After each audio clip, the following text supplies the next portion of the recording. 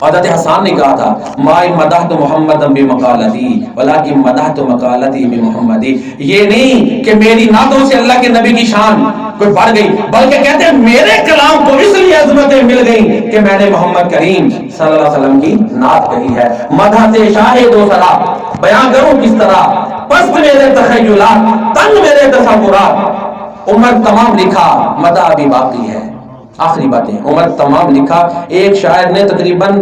ساری زندگی نعت مصطفیٰ پہ لکھا، سینکڑوں کتابیں لکھی، پھر یہ اس کے شعر کا ترجمہ ہے۔ عمر تمام لکھا مدح ابھی باقی ہے، قلم ہے آپ لاپا مدح ابھی باقی ہے۔ نعت ہم اس لیے بیان کرتے ہیں کیونکہ ہمارا ایمان ہے ہر چیز سے بڑھ کر، جب تک ہم آپ سے محبت نہیں کریں گے مسلمان نہیں ہوں گے، اور جب ہمیں ہر چیز سے بڑھ کر محبت ہے تو ہم نے آپ کی شان قرآن کی روشنی میں، اہل بیت، صحابہ کرام اور نیک بزرگ جو انہوں نے نعتیں کی ان کی روشنی میں نعت بیان کرتے رہیں گے۔ اللہ تعالی ہمیں آخرت میں بھی نبی صلی اللہ علیہ وسلم کا ساتھ نصیب فرمائے اور ان لوگوں میں شامل فرمائے کہ جو اللہ کے نبی کی حمد والا جھنڈا ہوگا نا، جو اس کے نیچے ہوں گے، آپ کے پیارے ہوں گے، اللہ تعالی ہمیں ان کو درجہ عطا فرمائے۔